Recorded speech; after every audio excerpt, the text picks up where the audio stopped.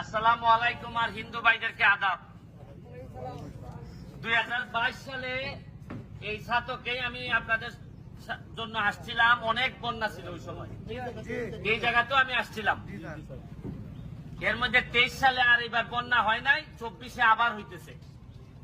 আল্লাহ জানে যে আরো 2-3 দিন যদি বৃষ্টি হয় চেরাপুঞ্জির দিকে বা ইন্ডিয়ার দিকে, তাহলে এখানে আরো বাইসে যাবে।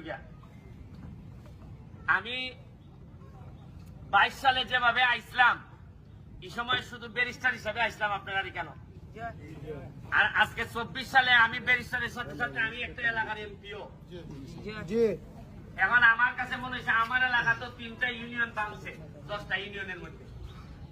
এখন আমি আইয়া পড়ছি একটা নৈতিক যুদ্ধের মধ্যে পড়ছি। একদিকে আমার এলাকার মানুষে কয় যে তুমি তোমারে ভোট দিছি, তুমি আমার এলাকাতে হয়ে যাও। আবার আপনারা যদি এখানে না আইতে মানুষে